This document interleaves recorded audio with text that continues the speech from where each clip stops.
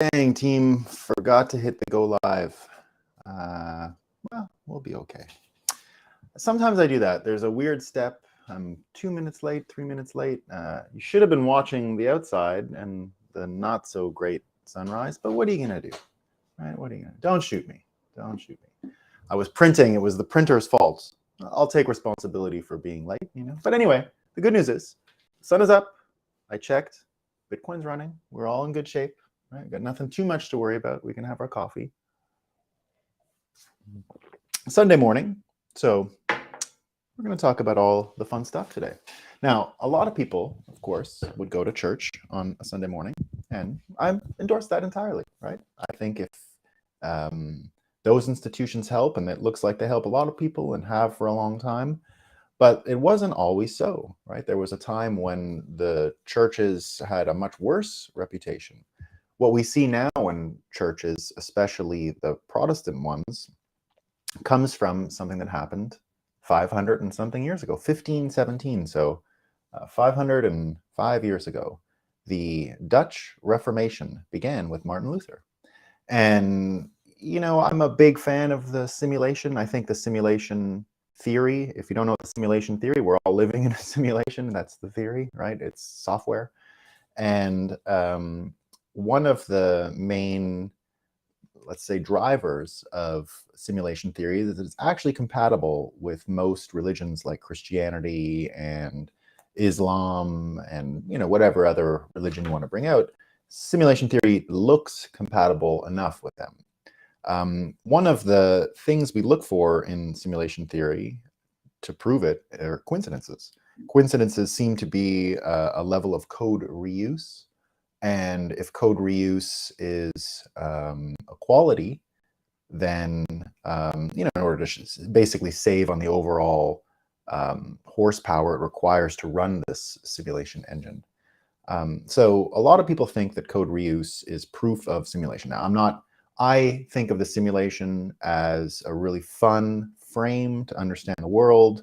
It's very compatible with Christianity in my world. You know, I'm not trying to convince anyone here of simulation theory. What I am trying to say is keep an open mind for a second, because there's some really interesting stuff. Morning, Justin. There's some really interesting stuff related to simulation theory. The first is the separation of church and state happened on October 31st, 1517. It was the day that Martin Luther hammered the rules in place. So if you're a non-Christian, let me just give you the rough explanation of what happened then. Before that, everything was straight from Rome and the Catholic faith. And they actually dissuaded reading the Bible, right? They dissuaded being literate. The Bible itself was only written in Latin before that, and handwritten all the time in a language that nobody really spoke. So even to this day, if you go to Italy or some of these countries that remained 100% Catholic and didn't have the Dutch Reformation spirit run through them, they still dissuade reading the Bible. Italy's Catholics are not Bible-thumping evangelists like you find in the United States. Protestant Puritans were the ones who weren't even okay. They thought what was going on in Europe wasn't far enough. So that's why they came to America. So Boston, New England, these were all Puritans from the United Kingdom, from England at the time, mostly from the East Coast of England. And these were folks who wanted freedom of religion. And that's really what it came down to, is that the church believed, the Catholic Church, that it was a hierarchy, and you had to talk to people and buy things like indulgences and all these sorts of things in order to level up to get to heaven, or to even have a dialogue with heaven, right? And then the Protestant piece came out and said, and they had like memes, right? They had memes. Sola fide, faith alone is enough. No need for a priest. And sola scriptura, the Bible is enough. You can now read it in your own language, because of course, the context of the Dutch Reformation was the printing press. And that's what allowed the first books to be printed, which were German and Dutch versions of the Bible. And of course, they went, you know, viral. They became very popular. And Americans were the inheritors of that spread, right? It was in Europe, but a lot of them moved over. Anyway, 500 years, right? 500 years. October 31st, 1517. Well, what happened on October 31st, 2008? It was the same day. That was the day that Martin Luther hammered the thing in onto the church door saying, forget it, no more Catholic Church. And of course, it ensued that we had the separation of church and state. And, you know, good things and bad things happened. Kings became more powerful because they could use standing armies. It's heavily covered in the book, The Sovereign Individual, this transformation. And the sovereign individual actually makes the case that the separation of money and state would be similar in historic significance to the separation of church and state. And of course, what we got from the digital publication of the white paper on October 31st, 2008, is a pathway to see the separation of money and state. And what do we got here? Hyper Bitcoinization podcast. That's a great coincidence. Yeah, I mean, so today, if you missed the opening of it, we're talking about coincidences and the simulation. So did Satoshi imagine it? I'm pretending he did, right? Or she, or whatever your Satoshi thing is. I'm saying yes, 100% deliberate. And if you think about this context of simulation theory, coincidence, here's my own personal coincidence from that night. So what was I doing October 31st, 2008? I remember exactly. I was in Japan working as a lawyer, and it was my first job out of law school. And I went there to live. My wife is half Japanese, and I had been a teacher in South Korea and spent a lot of time in Japan between my undergrad and my law school. And so when I finished law school, I really was excited to go back to that part of the world. This was pre-financial meltdown. It was sort of the clouds were gathering. I went in the summer and was there for the front row. It was sort of happening around the time of the white paper, of course. So here's my coincidence. This is an amazing story. Hard to believe even, right? Hard to believe. So remember, I'm in Japan. We did a typical Halloween party, right? We, had a great time, and I had a friend who had done a website for cigar makers in Japan, and they paid him just a bonus of like a huge box of Cuban cigars, and he was like, "Okay, great." So all he had to do, and they're all super expensive and fun. And he lived in an old Japanese townhouse in a red light district of Osaka, and all he had to do to hang out with him was bring a bottle of, at the time, really inexpensive Japanese whiskey. It was good whiskey, but super inexpensive. And I was still a fiat-minded person. I still drank back then. I barely drink anymore. Not out of, I'm not anti-alcohol. If you enjoy alcohol, please continue to enjoy it. I used a frame that alcohol is simply poison, right? It's just poison. All this like one drink, it's a scam, right? It's not one drink, 0 drinks, right? Now, I'm not anti-alcohol. I never really had an alcohol problem. I drank, like a lot of people out of college. I had the normal college habits of drinking, and they continue to live into my early professional life. But I don't care about alcohol anymore, and try to basically avoid it. I've had maybe 5 beers since COVID started, for example. I'm just not a fan, And the reason I did it, and maybe this is helpful for you, I'll share it. All I did was say the following: alcohol is poison. You can enjoy. I will poison myself again. I will. I'm not saying I'll never drink alcohol. What I said was alcohol is poison, and that's it. I just kept that frame. So anytime I see it, I say, well, do I want some poison right now or not? It's good poison, it's fun, but it's poison, right? So do you poison yourself or not, right? Simple question. So use that frame and do what you will with it. It led to me drinking less. That's all I'm saying, right? Not that I had a problem, but it's basically out of my life altogether. I don't even crave it. I can now do the social thing of going to, I guess part of the reason was I work in events a lot, and events are 3-4 days, and you got to keep your stamina. And I learned early on that drinking one day could lead to 3 days of trouble, especially if you're going on stage and making presentations, and you got to be coherent. So, I've got over the hump now of being in social settings, and have a drink. I could, I don't feel any awkwardness any longer. Anyway, so I was drinking. It was October 31st, Halloween. We were partying, having a great time. All right, remember that. Exactly 10 years later, 2018, exactly 10 years later, Scaling Bitcoin, the conference, is about to happen in Tokyo. And I had a few things going on. I was in Singapore working. I was in Seoul, Korea. Oh, it's this terrible story last night in Seoul, Korea, by the way. If anyone saw it, wow. I don't. It's awful. It's awful. I used to hang out there a lot. The neighborhood. There was a human stampede during the Halloween parties in like the foreigner neighborhood of Seoul, where I used to live, and I had a lot of friends, and it's beyond tragic. A lot of dead people. So, but let's forget about that for a second. Sad. I was um, I was 10 years later. I was with my whole family, and I have family in Osaka, so we were going to spend time with family in Osaka before we went to scaling Bitcoin in Tokyo. So we flew from Seoul to Osaka, and then I said, well, my family's a little far. They're more towards Kyoto. I said, I don't know. Let's just get an Airbnb near the airport in like the outskirts, the southern part of Osaka, instead of traveling all the way through Osaka. I had a little baby with me. Instead of traveling all the way through, and a pregnant wife, instead of traveling all the way through Osaka, I said, let's just stay here, and um, we'll go tomorrow when we have more energy, right? So great. Rented a place. I said, well, now I gotta eat, right? So the whole gang, we went down this, everyone had to eat. We're hungry, we're walking down. I said, not there, not there, not there, not. Oh, I'm gonna go back to there, right? I'm gonna go back to there. They had a Bitcoin sign outside, and I think that's where I'm gonna spend my money because they're supporting Bitcoin. So I opened the door and I'm telling you, this is on a random street in a random neighborhood in Japan, and I've never been to this neighborhood in my whole life. And I'm just walking on a street looking at different restaurants, and there's one after the other. I walked past it, and now I'm saying I walked back to it because that's what I want. It was a curry house, right? A Japanese curry house. So open the door, Bitcoin on the window, go in. The guy behind the counter says, he points at me and goes, Nolan Bowerly. And I said, what the fuck?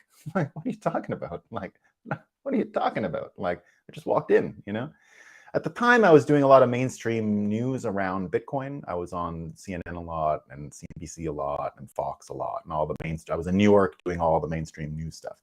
So I thought maybe he had Bitcoin on the thing. Maybe he'd seen me on TV or something.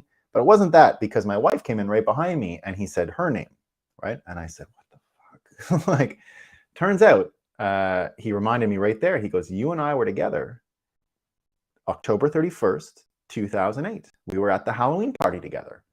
And I was like, oh shit, you're right. Like, now I remembered him right away, right? He was one of the people that I was hanging out with that night. And he'd gone on to make a restaurant, and his life had, of course, in 10 years changed in the normal way. So I'm like, do you understand what I'm doing here? And he said, no. And I said, well, I'm coming back because the night you and I were partying, Bitcoin was announced to the world. And now I only work in Bitcoin. He goes, you work in Bitcoin? I take Bitcoin. I said, that's why I came in the store, because you had the Bitcoin sign. And we had a laugh and all these things. And I said, what are the odds? Like, what are the odds? And of course, we had the laugh, like, damn, I wish we weren't drinking that night. I wish we were on the mailing list and we could have been mining within weeks. It was just a few weeks later, you could mine 50 Bitcoins every 10 minutes. So we did the lament. If you know where you were on October 31st, 2008, you can lament with us. You can say, damn, why wasn't I like Zuko or like Adam Back and on the mailing list, and I could have known about Bitcoin the night of? But we are all degenerates, with poison, drinking poison. Dex says, I got Hyper Bitcoinization podcast saying he also did the 6102 2016, so that would be in line. Yeah. I don't know what that one is, Hyper Bitcoinization podcast. Put it in the comments if you can tell me what 6102 and 2016 would be. Dex Invictus says, haven't drank in more than 7 years over here. Yeah, something I noticed that reformed alcoholics are really anti-alcohol, and that's a whole nother world, right? So I don't want to judge anyone with what they do. I was not an alcoholic, so I don't have the same anger or visceral revulsion of alcohol. I just used a very simple frame. It's poison, right? Every bit of the fake science you ever read, one drink is good for you. It's fake. There's no way, and it's not true. Like, there's no one drink is good for you. Like, all is bad, but your body can absorb one. But all these French studies, 1 glass of red wine a day, scam. Okay, here we go. Order 6102, the confiscation of gold in 1930s. That number flipped in the amount of blocks in a difficulty epoch. Ah, I didn't know that. Yeah. Not necessarily anti. Yeah, exactly, Dex. So that's you know, you and I think are the same way. I only brought up the anti piece just to put a range. You know, it's Sunday morning. I don't want to make this show about not drinking alcohol because someone's better or not, or I don't want to create any situation where you feel guilty or anything like that. I'm just sharing a frame, and I think Dex is doing the same, right? It's just no feelings towards it. I use the feeling to limit that sort of upside from alcohol, the joyousness that it's poison, right? So you get it from imbibing poison. That's all I did, right? So maybe it's helpful, maybe not. So today we're talking about the separation of money and state and church and state, the similarities, and how simulation theory requires these coincidences. So I'm just saying there's a big coincidence when I went to Japan on that day, and I wanted to share it because it's, you know, so there's a touch of God in there is what I'm saying, right? A touch of God. There's a really funny, well, I printed it too small. I'm not going to repeat it. You have to see the picture. It's a Lord of the Rings meme with Martin Luther. And if you've seen the meme, it's when Frodo and Sam are walking and they say, "This is the furthest from the Shire I've ever been." Well, in this version, Sam is now Martin Luther, and he says, "This is the furthest from Rome I've ever been." And so, you know, nice touch, right? So what are we seeing in the separation of church and state and the separation of money and state, and how they have the shared birthday? So what are we doing on their shared birthday party? Coincidentally, I'm here in Toronto for a shared birthday party. My daughter and, you know, even though you might have heard I had a party where we're from with our local friends last week, since COVID, we've been coming to Toronto every November just to be with family. And she's been doing her birthday with her cousin, who's, you know, the same thing. So I got a shared birthday party today. So that's where the shared birthday theme comes in. Another coincidence.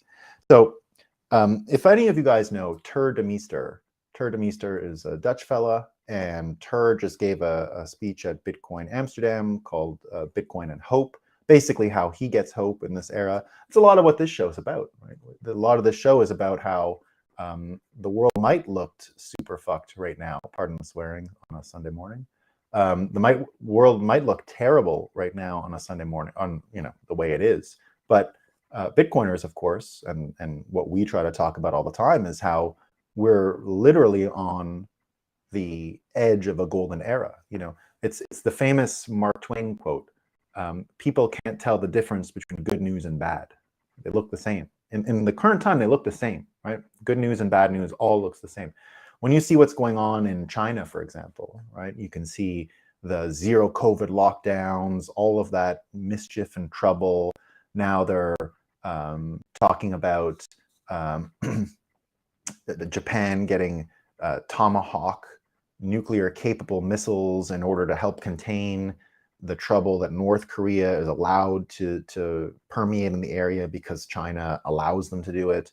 And then, you know, the Chinese military growing and what's going on with that, and surveillance, and it's getting worse everywhere, and it looks really bad, and Europe has no energy, and America has all kinds of political division. So, you know, we're steeped in this, you know, catastrophist type of dialogue. And that's most people's reaction to news right now. But like Mark Twain said, we can't tell the difference between good news and bad. You could at one time look at everything in America and China and say, well, actually, it's the old stuff decaying. This is what the separation of money and state looks like, right? It looks like this. So it's not a nice process, but it's still good news, right?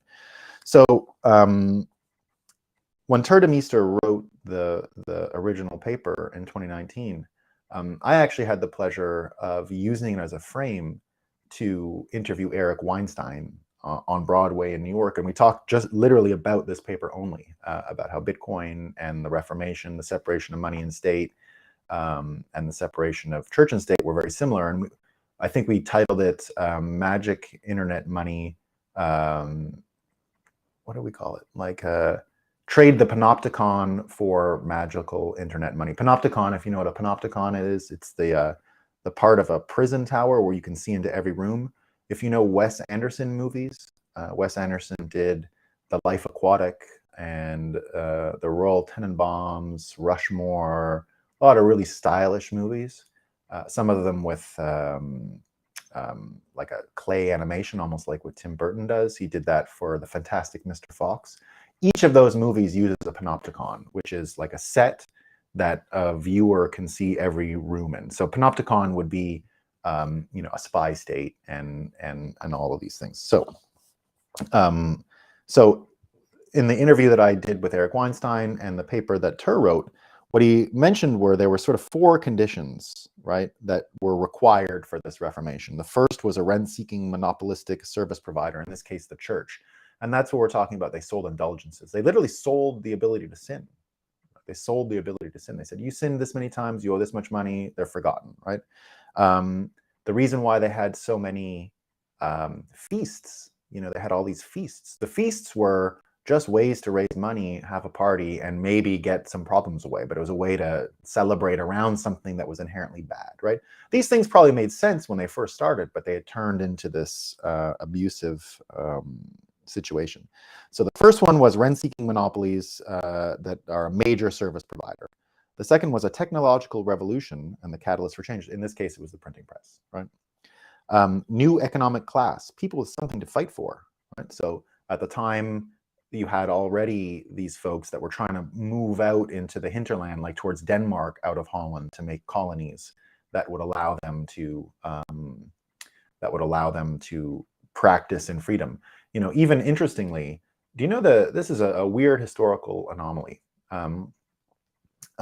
National Geographic even found it. National Geographic went to Swabia, which is the border between Switzerland, France, and Germany. Baden-Württemberg, the Black Forest is what some people call it, right? The Black Forest.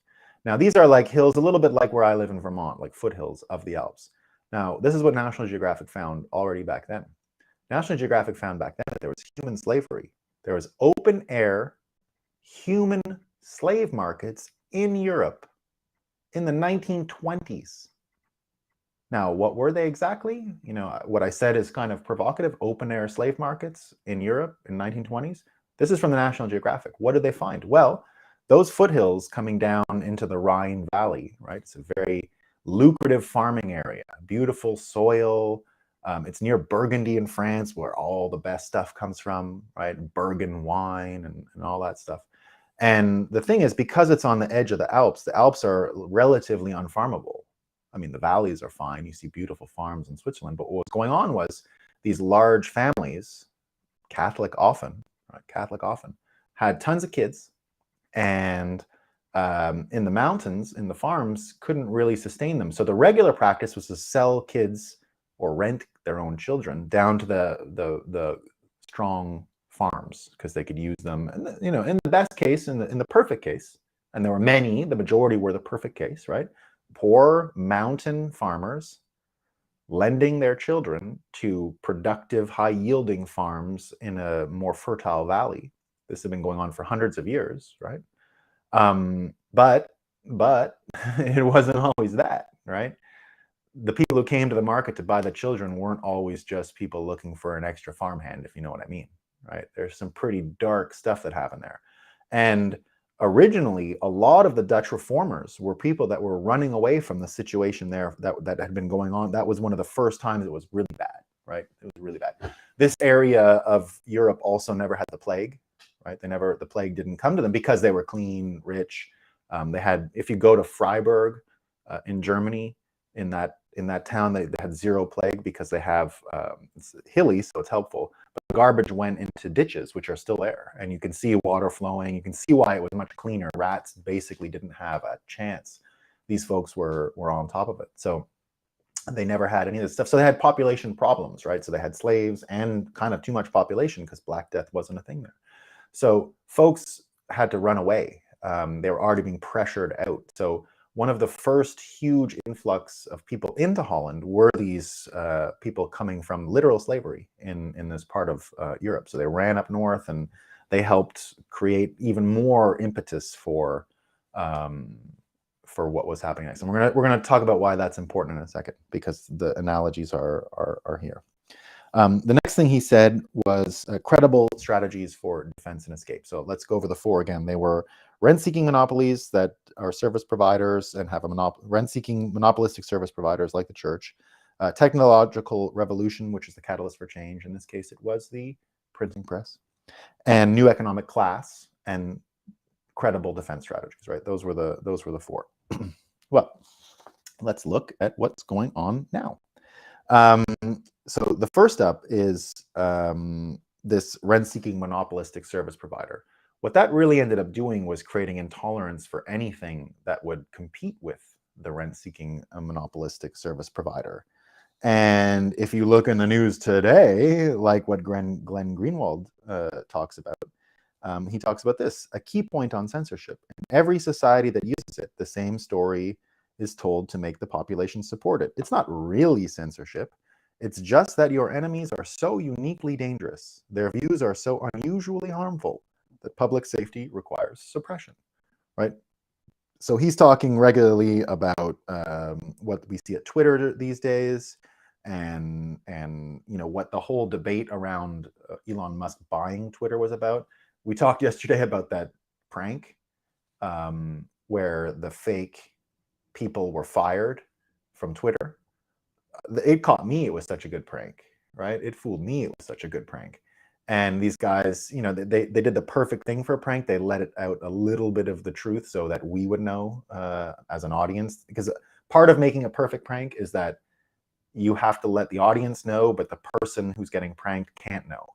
And they were able to do that when one of them said, I'm going to go back to my husband and wife. And it was enough in the interview. So watch those interviews. But this intolerance piece is you know, partly how so many Bitcoiners have come together. They've been kind of rejected from the intolerance of all the other systems. I know that when I made the leap fully into Bitcoin, which was in that 2013 to 2015 period, right? I was working in politics, and already then in politics, it was becoming you were not welcomed if you didn't say the pleasant, nice things. And one of the best features I found already back then of jumping into Bitcoin was you could just be a normal person and have opinions that not everyone agreed with, but Bitcoiners were capable of mentally handling the people around them not all sharing the same opinion, right? You couldn't shock people in 2015 in Bitcoin by saying, yeah, I think Donald Trump's going to be the next United States president. He's going to win. And I used to say that out loud, openly, publicly to anyone who would listen, right? And Bitcoiners would just go, yeah, maybe. But if you went to another community, they would say, oh, crazy, Trump's never going to win. It's a lie. It's a joke. It's so stupid, right? You know, I think he's going to win. I think he's going to win, right? And you couldn't even say that. But let's take those technological revolution. Of course, we know Bitcoin is a technological revolution. So we don't need to really go over how the printing press and Bitcoin have similarities, you know, how Bitcoin really fulfills the full power of what the internet can offer. It wasn't really there without Bitcoin, right? But here's an amazing thing. And this is the piece that we talked a little bit about yesterday, but I want to continue today. And that's this new economic class, right? Well, here's what's going on in China, and this is one of the most important stories in the world, and no one's talking about it. And we're gonna I have some ideas on how we're gonna treat it in Bitcoin Miami in May 2023, but we're just getting there. But here's a study that came out, and the fellow's name is Luis Martinez, and Luis Martinez is a University of Chicago academic. This paper is peer-reviewed. Let me tell you, it's peer-reviewed. And I'm not trying to give extra credibility on that, right? I don't believe there are really many reputable publications left that we can come out and say this is great, but I'm going to say the University of Chicago, home of Milton Friedman, still has some shred of credibility. And what this fella did was make a analysis of Chinese GDP numbers, right? What is the GDP in China? Oh, crazy person. New private. Anyone wants a private dating chat? You can go into the things. So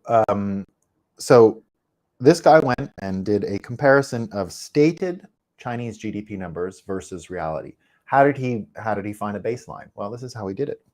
he took proof of work in a way. He did proof of work in a way. He said, what's the night light situation in China? And he said, not only that, what's the night light situation in every country?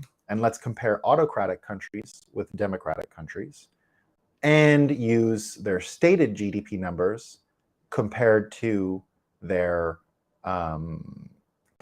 actual night lights. What he said is you can't fake night lights. You can't fake economic productivity of brighter lights at night.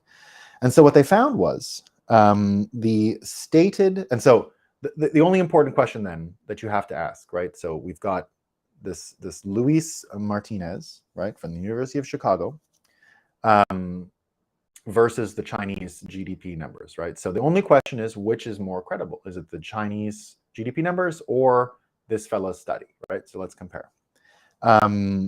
First of all, he plotted them all, the stated versus the lights. It turned out that autocratic countries had overstated the number by 40%, something like 40%, 38 something, 40% difference, right? Across all autocratic countries versus democratic ones. And this is even from a Premier Li Czech, I can't pronounce his whole name, but this was already a Chinese politician 10 years ago saying China's GDP is man-made, unreliable, right? So if you compare these two, right, you compare the stated numbers, the lights, it's about a 40% difference. And in the end, it creates a GDP deflator.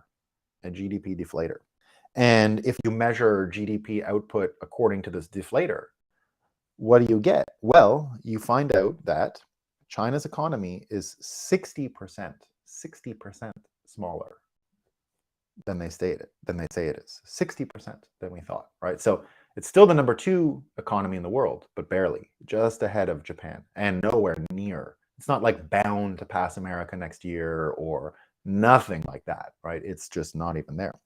So let's put that in the context of this third criteria that Tur had, which is this new class of people that can take advantage of it. So what I'm saying here is that China has lost so many talented people in the last year, 2 years since zero COVID. Imagine being a Shanghai wealthy person. You can't even go to your apartment. You risk being welded inside, right? So the zero COVID thing got everyone.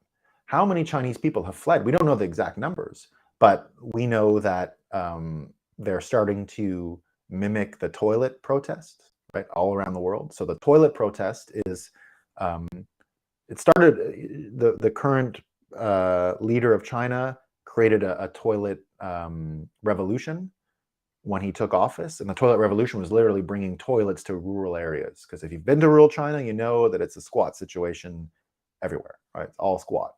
And you just go here, you go there, you squat, right?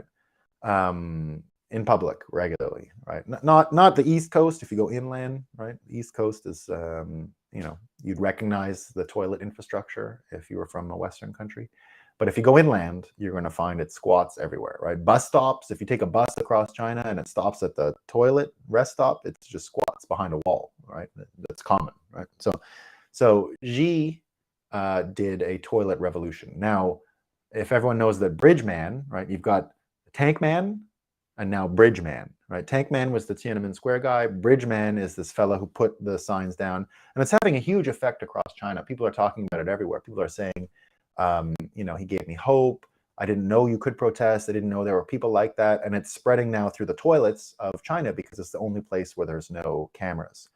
But more dangerous for the Chinese government is that it's spreading by the Chinese expats, right? So China pushed a lot of people to go to school abroad, to go do this abroad, and not everyone is obviously in line with the Chinese Communist Party. So they're starting to spread the toilet revolution in their own campus toilets. People are writing it under urinals, and it's, I don't know the speech off by hand. It's 2 separate banners that were hung from the bridge, and it's, he's a tyrant, reject zero COVID, reject this modern awful panopticon situation. So we've got now a credible study which is saying that China is not even close to as rich as it was. I said on the show yesterday that Xi is the only person who understands the demographics of China accurately, and I'm told that they have overestimated the population of China by 100 million people for a while now. And more devastating to their cause, the 100 million people are all under 30, or sorry, all under 35. So they're missing young people. They're not missing old people. They're missing the people that came after the one-child policy. They're off by 100 million. And they only sort of figured that out recently.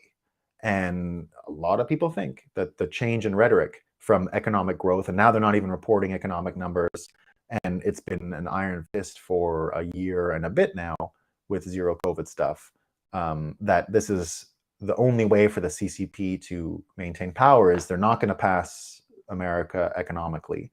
They're not going to pass, they're not going to be able to have a population that sustains their own economy. They're going to get old before they're rich enough. And they're basically screwed. The only way out the CCP can accept, and maybe this is where Xi is making his decisions, is blatant autocratic, ethnocentric, ethno-chauvinist control, because of course he's stoking a lot of anger towards Western people. Now, I'm not condemning him. We see that all the time in the West. So this is not a, oh, look what they're doing and we don't do it, we do it, right? So stoking of fires is not in itself an indictment, right? It's just out of character for what they've done. They haven't been a chauvinistic government in this sense. You know, it hasn't permeated their systems until now, and now it seems to permeate their systems. So you've got all these conditions, right? Now, if you compare the credible, so you've got this class of people. Now, what are their strategies, right? So if you remember in Ter's system, it's you need, you have to have that intolerance that comes from the monopoly that's running some service. Then you have the technological innovation. So here we've got governments, we've got fiat currency, we've got a banking system. Then it moves to, you know, basically you can't criticize these things. You can't criticize Big Pharma, you're out, right? And then it moves from there to a population with something to fight for, right? So the Chinese, of all the people that have something to fight for, they're at the top of the list, right? Like if you're dealing with the CCP, geez, you got to get motivated here. But so they've got one strategy, which is to run away, right? So we as Bitcoiners have to think about every one of these Chinese refugees as some of the most important people to help push Bitcoin along, because their whole life is perfectly aligned with what Bitcoin can bring to them, right? So the best sort of examples we can have of Bitcoin being effective is to have it in the hands of people who really can use it, right? And I've always said that Bitcoin was its most powerful. Forget about the price, forget about current hash rate being strong. You know, Bitcoin felt powerful when average Americans and average Chinese people were 2 feet in, right? The early Bitcoin days when you had a whole Chinese population, and then you had a bunch of Americans interested in it, it really felt different. It felt like these two groups could make it happen, right? And although the Chinese are still using it, it's even a major advantage the Chinese have. I've brought it up on this show many times. Americans have a weakness when it comes to hyper-Bitcoinization, and it's the following. Americans love their country, which is good. I'm generally pro-patriotism, right, in a sense. So they love their country, but they confuse many institutions with the country itself. So the US dollar somehow has been caught up in some patriotic America narrative. It has nothing to do with America. It's a thing that was created 100 years ago, right? It's not America. America is much older than the stupid dollar and the stupid Fed Reserve. America is way bigger than these things, right? So Chinese have an advantage because they know their culture and they are not confused by the central bank of China and what it produces being culture, right? Chinese have no affection for the money that was created by their government, like the Americans do, right? There's no affection for the yuan. People love money, of course. That this show's all about loving money, right? We want everyone to love money. Right? That's why we do this show, right? That's why we call it the breakup. People are in an unhealthy relationship with money that doesn't love them back, right? You want to be in a healthy relationship with money and love money that will help reciprocate. I'm not saying Bitcoin loves you. It's not a person, but it at least will be able to match the feelings you have for the money, and because it'll be there, it won't go away, it won't be unreliable, it won't disappear on you, it won't be more affected by its other relationship, which is with its creators, its parents, or whatever you want to say, whatever analogy of a relationship you want to use, right? It's not going to be there. So what does that mean for the credible strategies, right? What does that mean for the credible strategies? Well, one credible strategy is that all these foreign Chinese people adopt Bitcoin, right? That's a credible. They run away and adopt Bitcoin, which is what we're seeing, and why at the event we need to make a huge sort of place from. I got incoming dad joke. I was mentioning to the sponsor salespeople, at Bitcoin Magazine, it's usually we got the toilets, and there's always a sponsorship that comes along with the toilets. I said this year we might be able to. Here's the dad joke. We might be able to change a shitty sponsorship into something great if we tie in the toilet revolution and China. Maybe we print the messages in our toilets or something like that. But there's an opportunity here to turn some, it's usually one of the last sponsorships you sell at an event, I don't know, the urinals, no one wants to buy the urinals. But maybe we can now, right? So maybe we've got this thing. And I think, not that I want anyone gathering around toilets as a feature, but I think there's a way to use it to especially make Chinese refugees super welcome at our event, and we want to do that, right? We want to make all refugees welcome, but in this case, Chinese folks. So there's a few other of these credible strategies, and they're usually related to, at this point, energy and health, right? Energy and health, because we're talking about our security, our shelter, warmth, and all that stuff. Well, we've got this case here in Italy, right? So we're talking about credible strategies now. So the Italian, and this was someone who's been called a fascist, right? They have the new prime minister in Italy, right? So she's been in 4 days in office now. She got rid of all vaccine mandates, right? But this was the person they said was the fascist, right? Everyone said she's the fascist.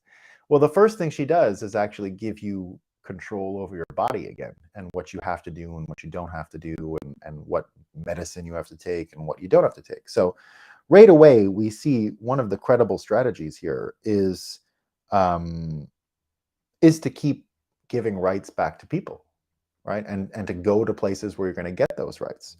Now we've got a big demonstration yesterday in Prague, and this was for their own soaring energy prices, right? So they're one of the countries that have lost the most when it comes to Russian sanctions, because they don't have the backup capacity that Germany has. They don't have the wealth that Germany has to buy all the expensive natural gas they need to make it through the winter. So they've got massive inflation problems right now in Czech Republic, and the energy part's worse. So they're just saying, get us some energy, right?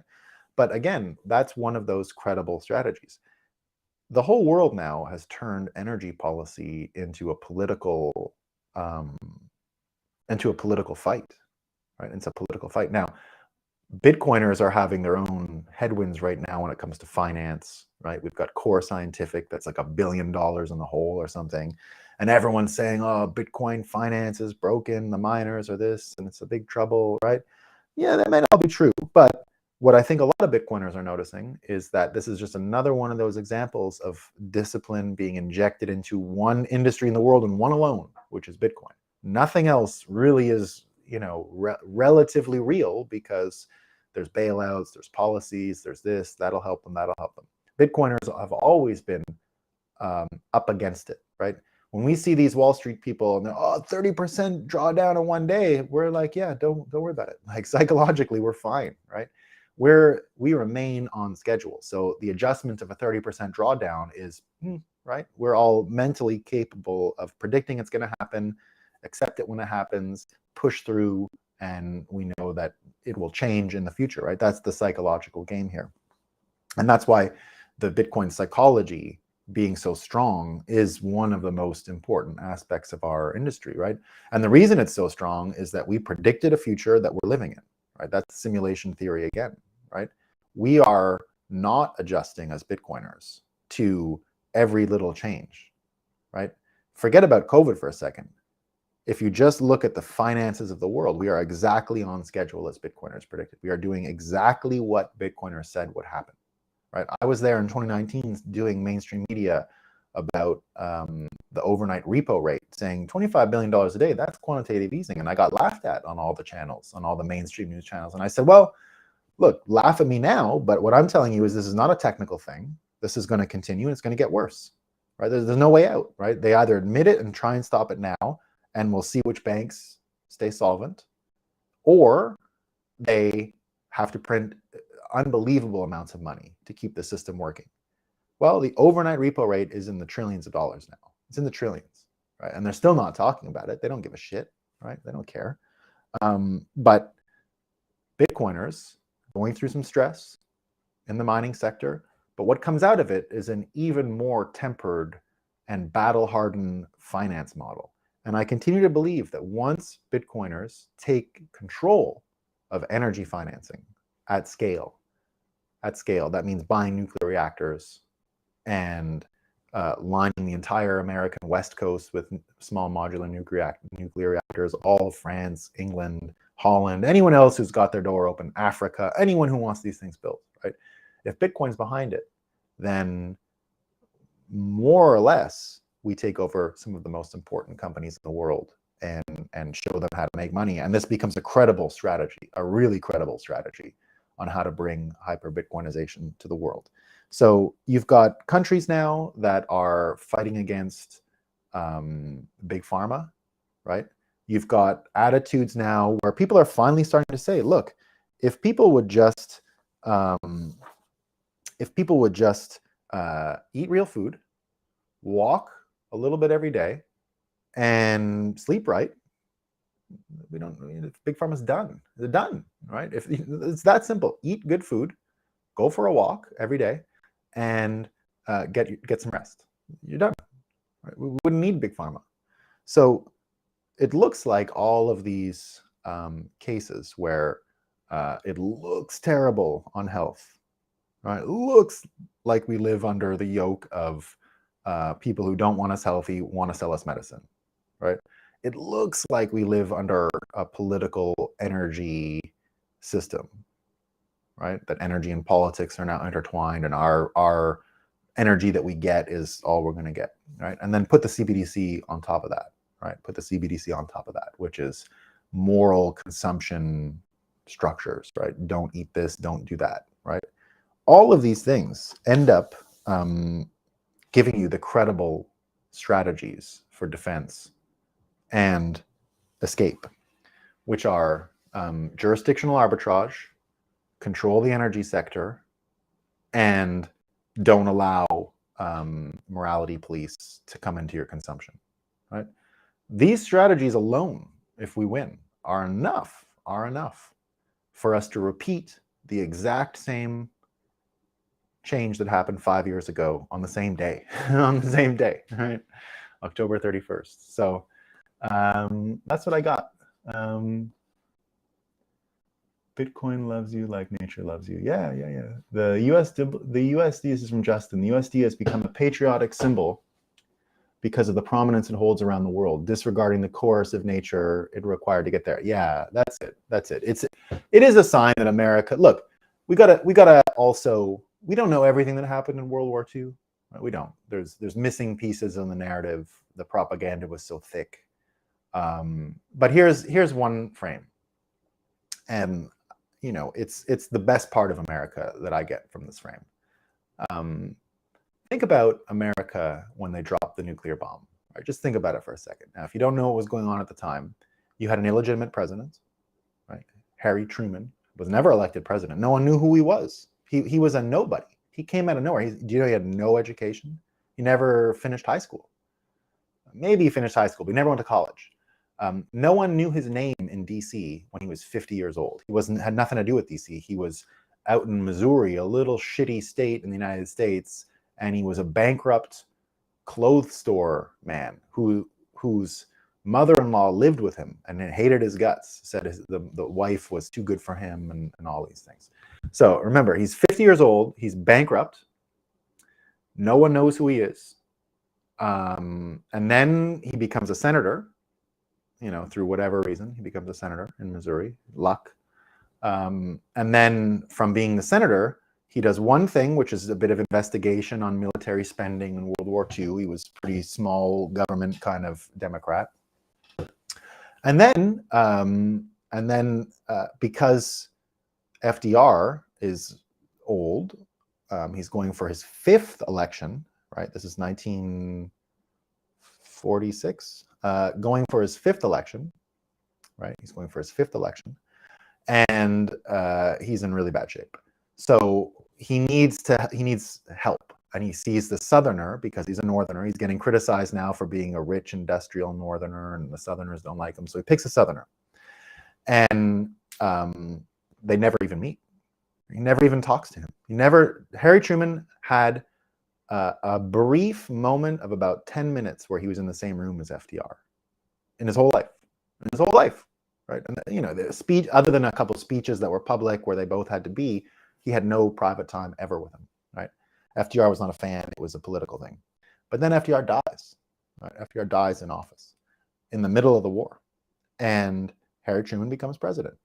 And they bring him to tell him he's president, that the president has died. And they tell him on the walk over to the White House, oh, by the way, we got this thing called the Manhattan Project. We've built a nuclear bomb. So he's like, what are you talking about? So remember, he's 50 years old. No one knows who he is. No one's ever heard of him. Out of nowhere, he becomes the vice president. And now the president, who was a super powerful president in America, is dead. What happens next? Well, 2 generals start disobeying him, right? You've got Patton in Europe, who's saying, I'm driving these tanks to Moscow and I'm killing everybody. I don't give a shit, right? I'm sick of these communists. You got MacArthur over, who's running the Pacific Theater, who says much the same thing when he's in Seoul.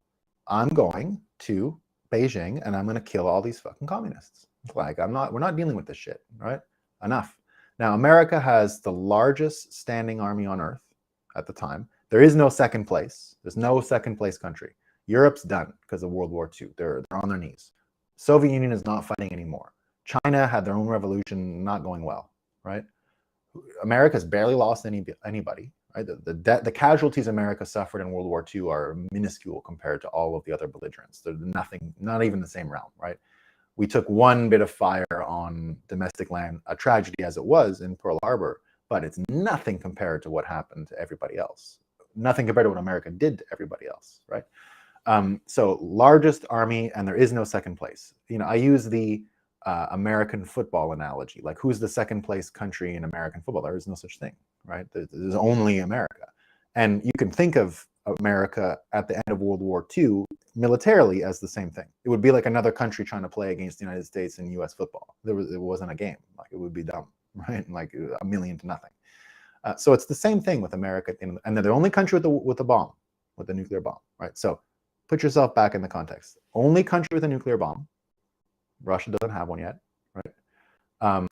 The world is on its knees. No one can fight. Nobody can fight. He's illegitimate, and the generals aren't even listening to him anymore. They're saying, fuck you, right? We'll do what we want. What does he do? What does he do? He fires the generals, right? He fires the generals and pays for the reconstruction of planet Earth. They call it the Marshall Plan in Europe. It's not. It's the Truman Plan. He gave it to Marshall as a I don't want to take credit, right? But it was the president who did it. His America passed the test is, I think, what I'm trying to say. America could have bulldozed planet Earth right then and there. There was no legitimate government. There was no president. There was generals there have never been more powerful generals than those generals America had at the Second World War. Never. It's not possible, right? The difference between first and second at that time was greater than at any other time in history. They are the only country with a nuclear bomb. Countless aircraft carriers, jets, rocketry, everything. No casualties. America could have taken over everything. Now, what did they take over with? They did with the dollar. The dollar became their own hegemonic tool. And we're dealing with the problems of that now. But if you go back to that time, it could have been military. It could have been enslavement, right? It could have gone really bad, really bad. Now, I always give credit to Truman and America and what they did at that time to ward away their terrible instincts that would have led to conquest, right? They basically just said enough, enough, enough. And we got to remember that, right? Like, you got to put that in anytime you're running a filter on American motivations and who's in charge, and you'll understand it's not one entity. Because if it was, what happened after World War II would have been a lot different, and the world would not even be close to the same place that it is today. But they passed a sort of test, right? A sort of test, and we are here now, and we're able to criticize the dollar and now take that away and really reset the stage in the way that it could have been after World War II. Of course, things could have been different, right? We talk a lot about how America is caught, just like the dollar, between two poles: revolutionary force, imperial power. It's two things at once that seem opposite, right? Bitcoin is the same. Bitcoin is just like America. It's a revolutionary force and an imperial power at the same time. And it's imperial in the way that people will choose it. It'll be the best, and it'll allow us to all relate to each other and communicate to each other with a common reference, money. And we don't have that today, right? We have no common reference. There's no way to really communicate. So it's all Tower of Babel everywhere, right? Well, that's all I got for today, guys. I think we covered everything. We'll talk Kanye tomorrow again. I think Kanye had another couple of statements that I thought were really interesting today. But we'll save that for tomorrow. All right, team. Thanks for joining me on a Sunday morning. I appreciate it. I hope this was, we try and do it a little different on the weekends. That's why I don't have a board. You know, we should, we're here to thank Satoshi and say that we would have nothing to talk about if it wasn't for Satoshi. We would be stuck in the pit of despair, but we're not, because we got Satoshi. On this day, well, tomorrow, you know, 14 years ago. Yeah. Just think your way out of the need for meds. Yeah, just think your way out of the need. Yeah, such a gift to the world. It really is, guys. It really is. So we're trying to do a little church thing around Satoshi today, right? We'll do that on Sundays. Thanks, Satoshi. Peace, guys.